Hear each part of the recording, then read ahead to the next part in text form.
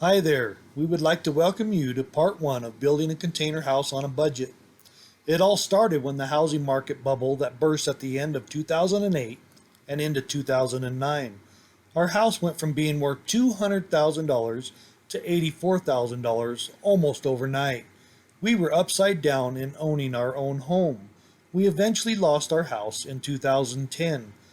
We moved to Nevada following a job and found out there were very few building codes where we moved to.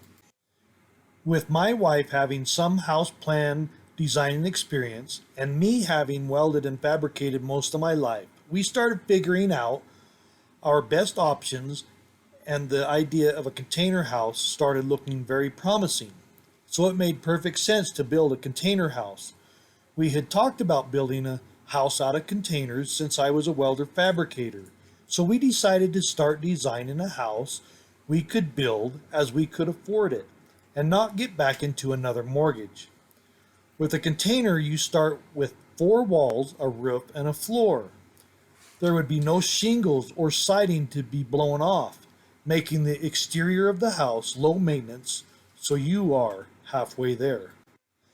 So we moved into a single 40-foot fifth wheel, all six of us, on a piece of land we were renting, knowing we would have to move our house later as we were in search of our own property, but felt we needed to start somewhere.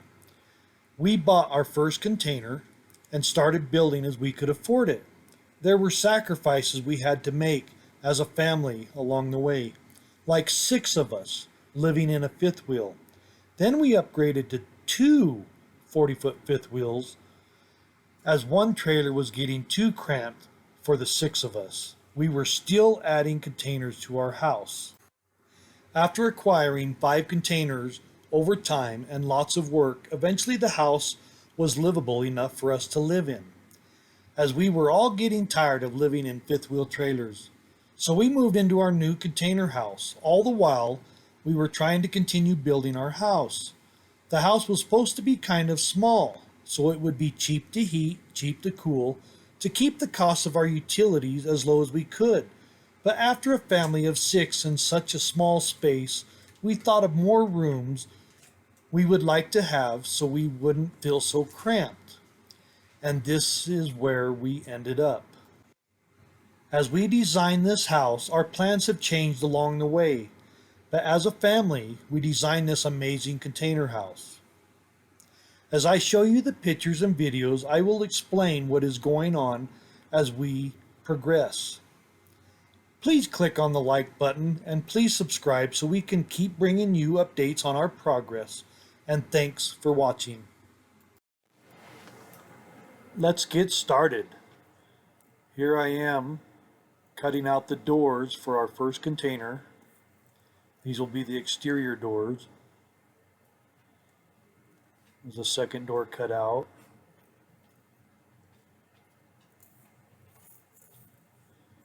Checking out my work, making sure everything's straight.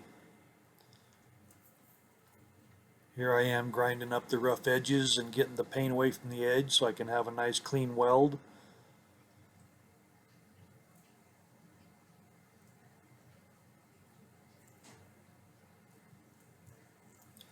There's the back of the container with the two exterior doors in place.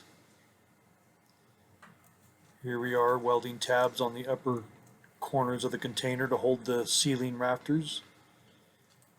And they are installed with only one lag, and I will explain later why.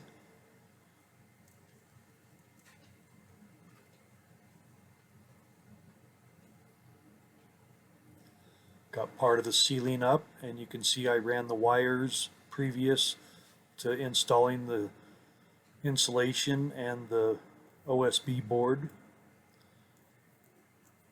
Doing a little bit of pre-wiring with some of the framework. There's my daughter telling me what I should be and should not be doing, I think.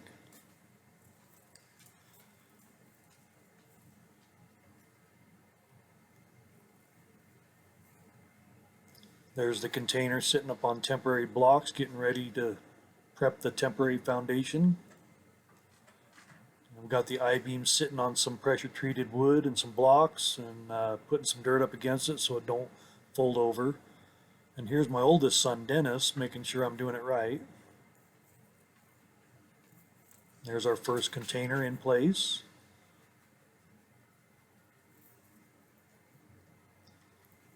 There's my old forklift. I have two of them, the yellow one and that orange one. Now we're cutting out bigger walls on the opposite side of that container so that the living room and the master bedroom will be a 16 by 16 room.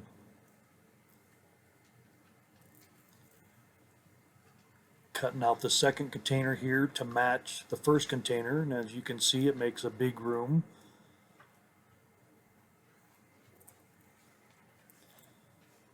These are the cutouts for the kitchen window.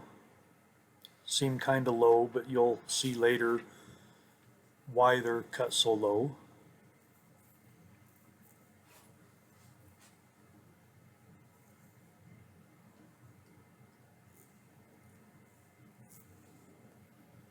That's the kitchen wall with the kitchen windows with the framing around them. And as you can see, I've been spacing my wall studs every 11 inches because the corrugation of the container goes out every 11 inches. And that allows me to insulate behind the 2x4 and between the 2x4.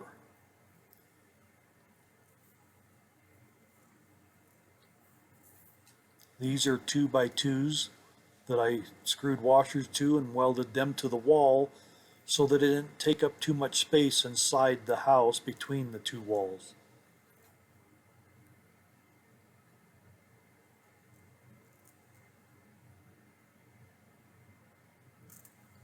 There's two washers on one side and three washers on the other side of these 2x2s, and then I stuck them against the interior wall there and then welded them right in place.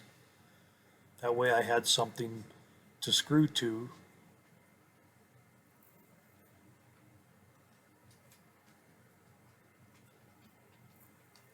Now between this insulation, behind the 2x4s, is another strip of insulation. Now we're starting to do interior walls to separate the different compartments of the house.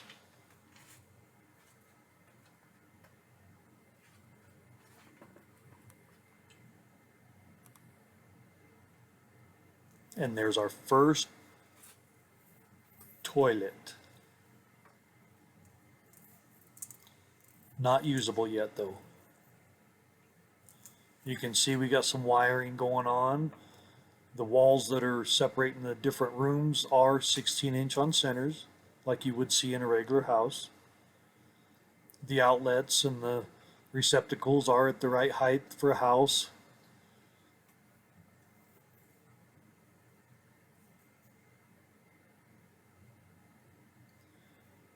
Now you start to see that we're using Osb sheathing because I wanted this house to be a really tough house and did not want to have any problems later.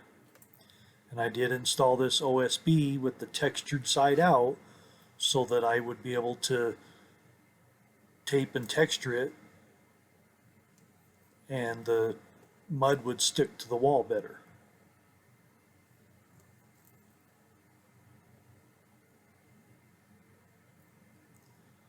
We did do a primer sealer on the Osb, but found out later it didn't really matter.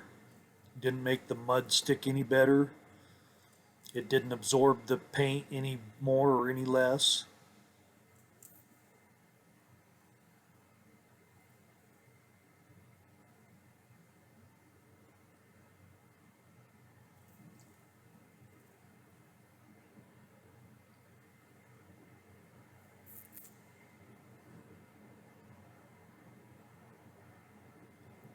Got some lights going on in the kitchen.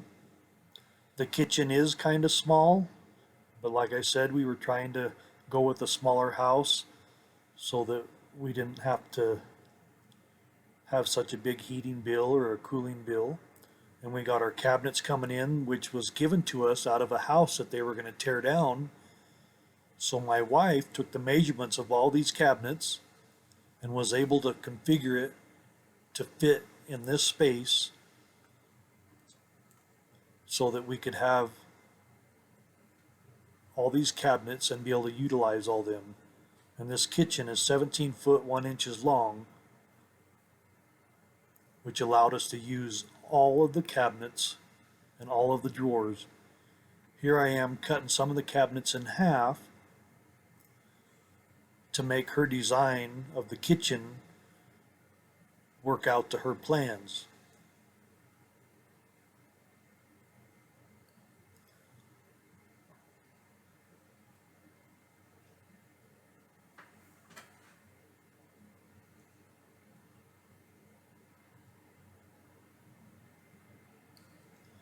There we go, we got a double cabinet cut in half, so now I have a 1-door cabinet, and you'll see why I did this later in the clip.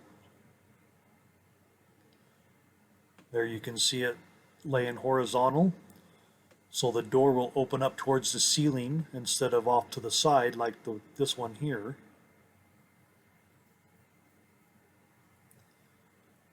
And this was all done on purpose. And this is how my wife had it all planned out. And let me remind everybody, she is awesome. And here's my youngest son, Jacob.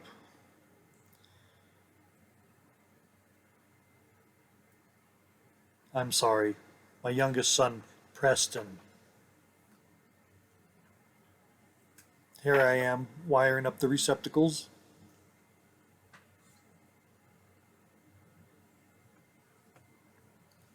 This picture here shows the bathroom, and these are the vent fans, one for this bathroom and one for the bathroom on the other side of the wall.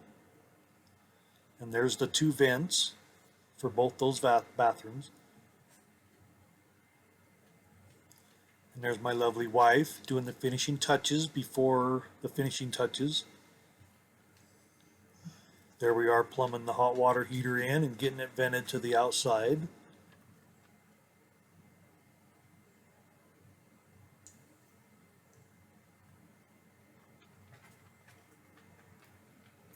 There you can see the vent for the hot water heater and the 2 exhaust vents for the exhaust fans.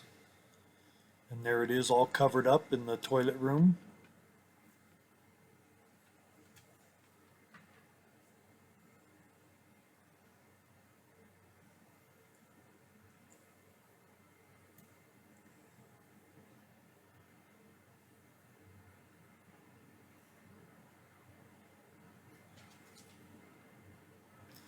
Pretty much got one container all finished up as far as the insulating and the boards and the electrical.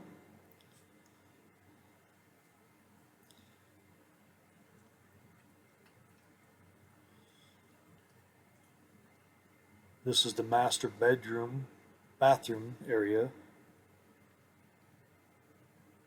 There you can see into the kitchen, and the cabinets were placed offset like that, so when you come in the front door you see the centerpiece of the kitchen. Now we're repeating the same thing up on the ceiling with the ceiling joists, and then the insulation and the electrical. We kind of was trying to figure all this out as we went through this process, and I wanted to do the ceiling first, so I had to do the ceiling and the electrical and the insulation and the plywood, before I did the walls. The whole idea of this was we knew we were going to have to move this house at some point, and I figured if I did the ceiling first and then put the walls up underneath it, the walls would help hold the ceiling up in case there was a rough road, the ceiling wouldn't fall down. Here we are getting the mud and tape and texture done in the kitchen.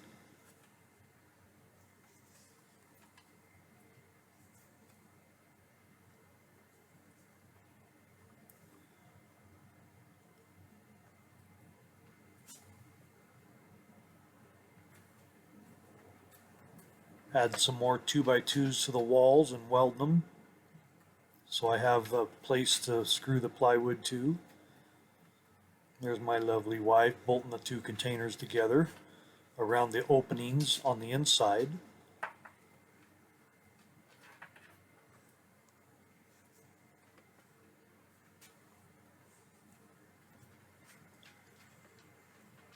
This is in the second container now.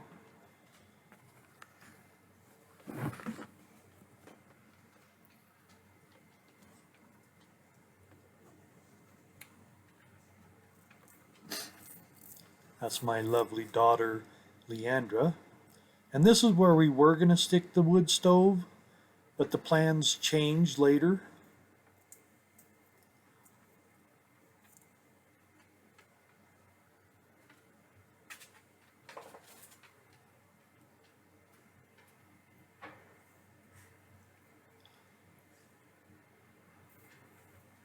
There's our kitchen with all the texture on it now. Put plastic over all the cabinets so we wouldn't get any overspray on them. That door you see in the kitchen will eventually access the dining room. This is the living room looking into the kitchen. And as you can see, we put a lot of 45-degree angles in the home so that it wasn't just square and boxy.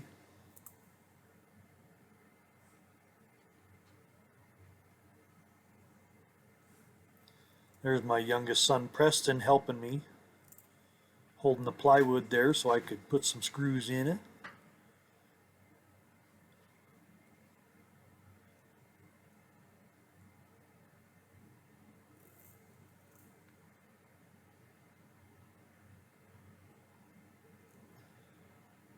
I put plenty of screws in these walls to make sure that I would never have any problems with them.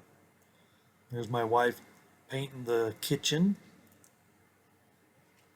She's the one that picked out all the colors.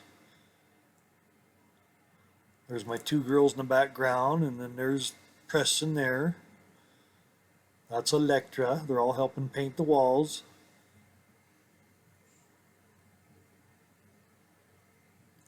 This is a neighbor of ours that's wanted to help out. Now we're starting to put all the doors back on our cabinets.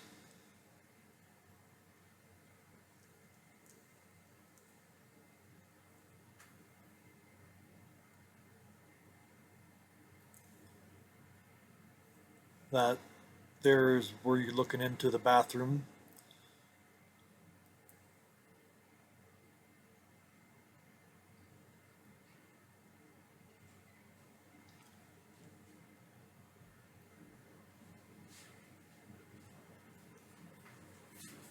This is where the laundry room is, the washer and the dryer.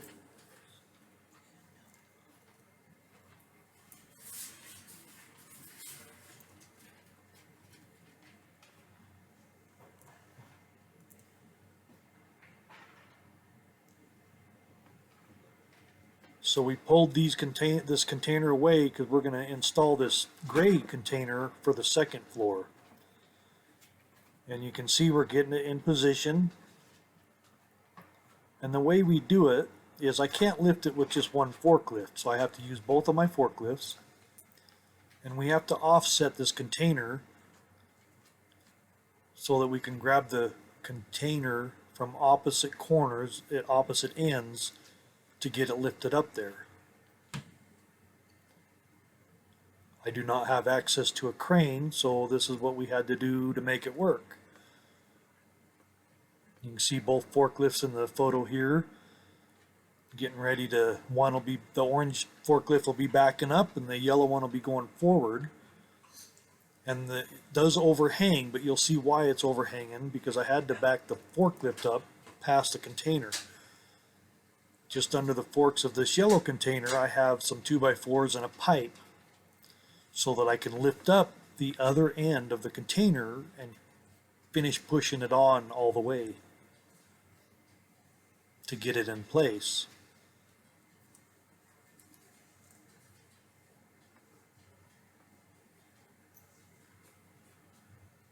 This yellow forklift was used on aircraft carriers, from what I understand, to move airplanes around. That's what I was told. It was a good forklift.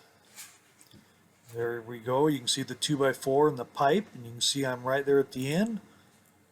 Get ready to set that container down, pull all the pipe and 2x4s out. You can see all my helpers there on the roof. I think they're helping. Now we're going to put our front container back on.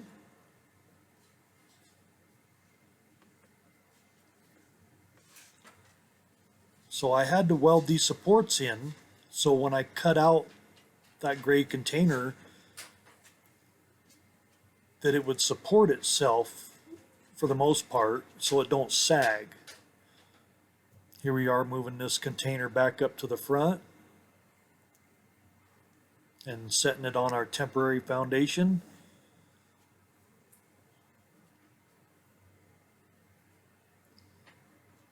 You can see that we cut a swamp cooler on the top of this one so we could stay cool inside, because it got very hot without it being insulated or anything. It gets really hot inside.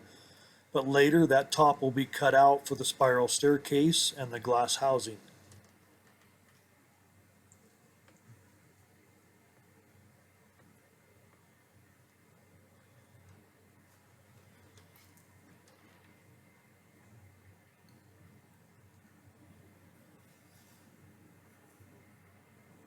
As these containers went together, I did do a little bit of welding on the corner blocks just to keep it together. Easy to cut apart when we get ready to move it.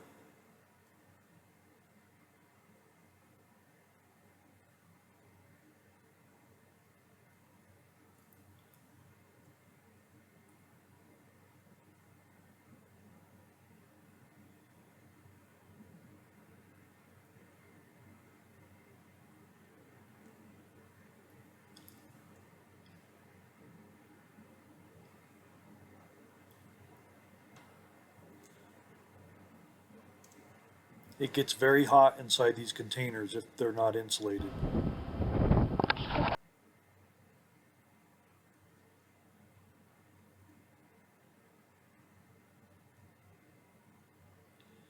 Here I am building the main frame for the spiral staircase glass housing that will be welded on top of that first container where the swamp cooler was. Here I am building the framework for the glass housing for the spiral staircase. Starting to stand them up, get them welded together. Using my little forklift and my little crane jib right there. And using that ladder to its fullest extent.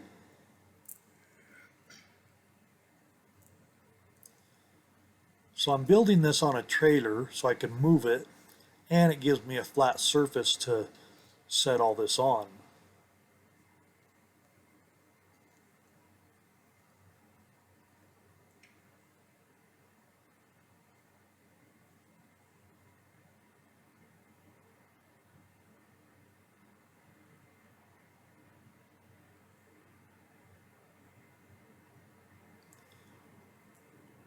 There we go, we got all 5 sections on. Just tacking it together, and then we'll be squaring it up.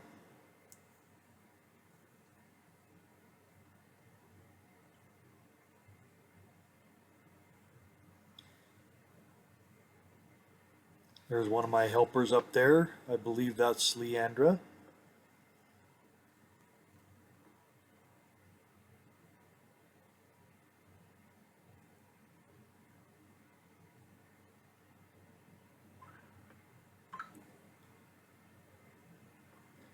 Now we have it laid down and got it all squared up. You can see all the straps and everything holding it perfectly square the way I need it, so that when I set it on top of that framework, that it will match perfectly. Here we are putting the sheet metal on for the roof.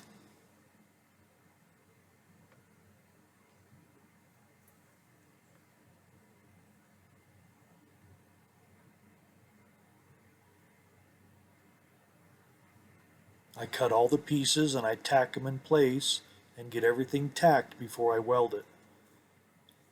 That way nothing moves and changes my measurements later.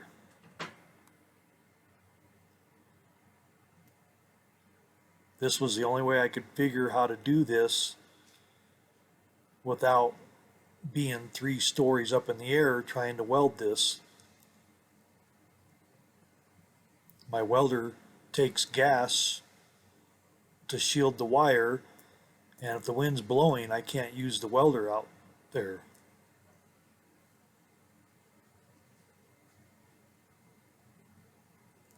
Most of the welding I did had to be in the mornings before the wind started picking up. There you can see the roof is all complete.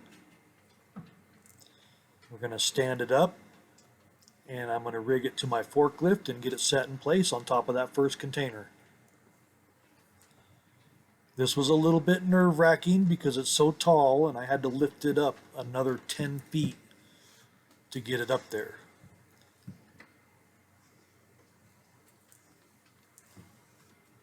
Here I am marking out the framework that's going to be welded to that container, and now I'm cutting it out.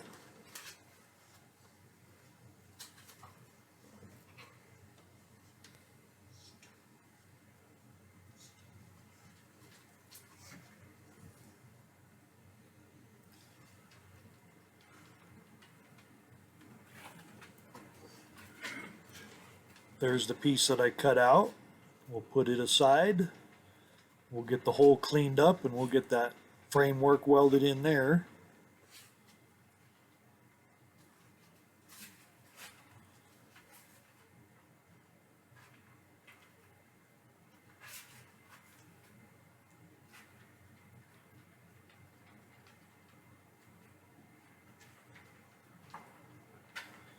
There we are, welding in the framework that spiral staircase glass housing frame will sit on, and it'll also bolt to it because this house has to be moved later because we are renting the property. But like I said, we had to start somewhere.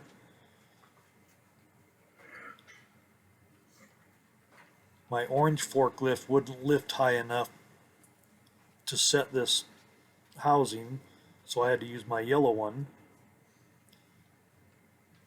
And it was a little bit more stable than my orange one. Here we are getting it slid up there, getting everything lined up. Left all the straps on it so it wouldn't move or change my dimensions.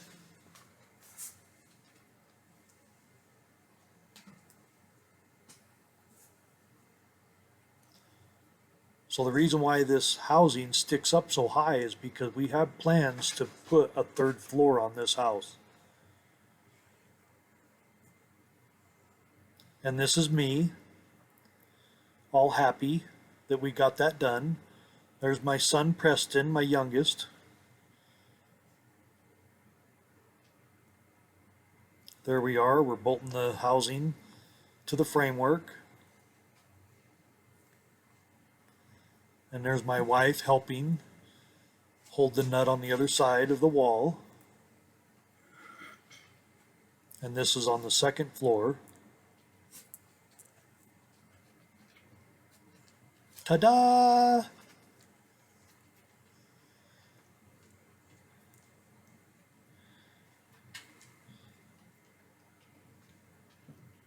That was a big accomplishment for us.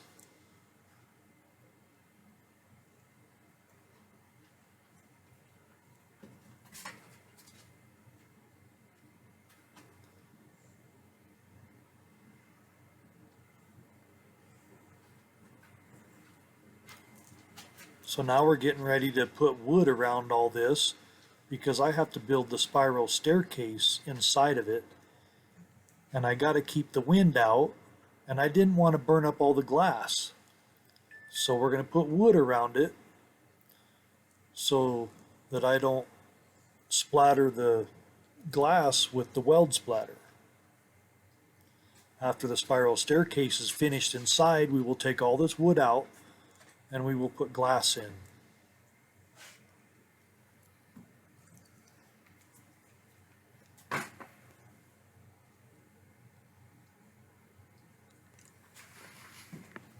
We did paint this wood because we knew it would probably be in there for about a year while I build the spiral staircase.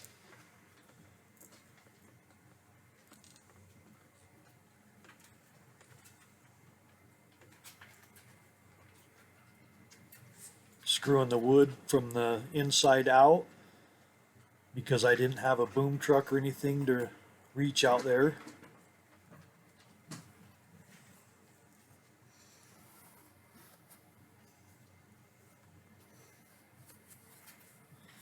And that's it for this part 1. Please tune in to watch part 2.